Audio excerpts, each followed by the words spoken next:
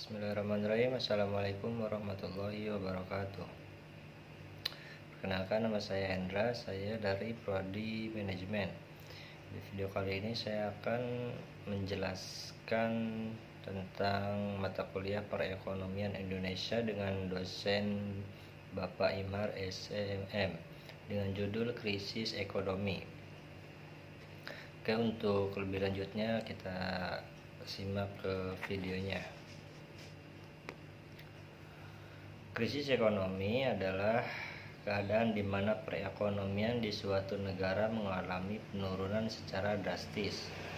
Secara umum, negara yang menghadapi keadaan tersebut akan mengalami penurunan atau bisa disingkat PDB, produk domestik bruto, anjloknya harga properti dan saham, serta naik turunnya harga karena inflasi.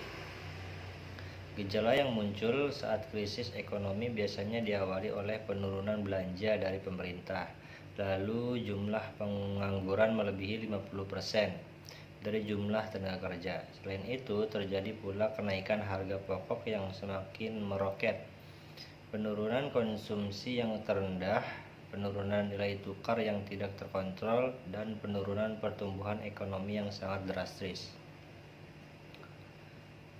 Penyebab terjadinya krisis ekonomi: utang negara yang berlebihan.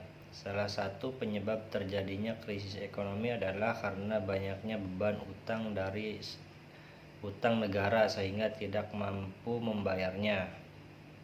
Lalu ada laju inflasi yang tinggi. Inflasi merupakan sebuah peristiwa di mana harga barang dan jasa mengalami kenaikan dalam waktu yang panjang. Sebenarnya inflasi tidak selalu menjadi hal yang negatif, tergantung pada tinggi rendahnya tingkat presentasi inflasi.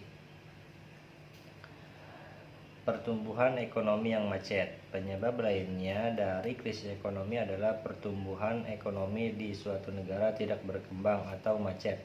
Semakin buruk pertumbuhannya, maka ada kemungkinan negara tersebut masuk ke jurang krisis perekonomiannya. Dampak krisis ekonomi.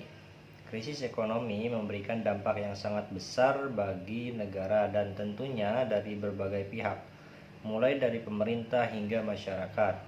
Ketika suatu negara mengalami peristiwa tersebut, dipastikan banyak perusahaan yang melakukan pemutusan hubungan kerja atau PHK kepada karyawannya. Hal tersebut dilakukan karena perusahaan tidak memiliki cukup uang untuk memberikan gaji kepada mereka. Dengan kejadian tersebut, dipastikan juga angka pengangguran akan semakin naik setelahnya. Angka kemiskinan juga meningkat karena orang tidak memiliki pendapatan. Selain itu, pemerintah dipastikan akan kesulitan dalam memenuhi kebutuhan belanja negara. Ditambah lagi, masyarakat juga kesulitan memenuhi kehidupan sehari-hari karena harga kebutuhan naik secara tajam. Sifat krisis ekonomi. Sifatnya itu ada yang mendadak dan ada yang bertahap. Kalau menurut saya, yang mendadak itu yang paling menakutkan ya. Karena apa? Karena ya tiba-tiba aja gitu, langsung turun. Dan pemerintah langsung menaikkan harga pokok dan akhirnya terjadilah krisis ekonomi. Jika yang bertahap ya mungkin kita masih bisa bisa mempersiapkan diri ya untuk menghadapi krisis ekonomi. Tipe krisis.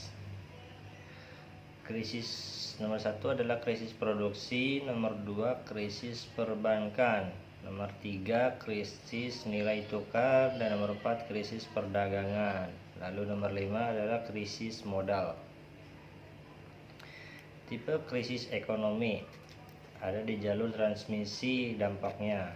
Lalu krisis produksi ada di kesempatan kerja, pendapatan, dan inflasi. Krisis perbankan ada di kredit, suku bunga naik, output turun, pendapatan pun turun.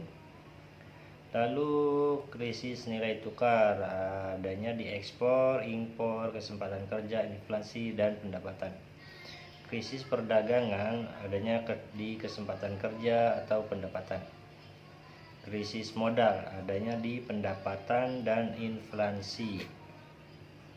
Oke, mungkin hanya sekian yang dapat saya sampaikan, kurang lebihnya mohon maaf. Wabillahi taufiq wal hidayah. Wassalamualaikum warahmatullahi wabarakatuh.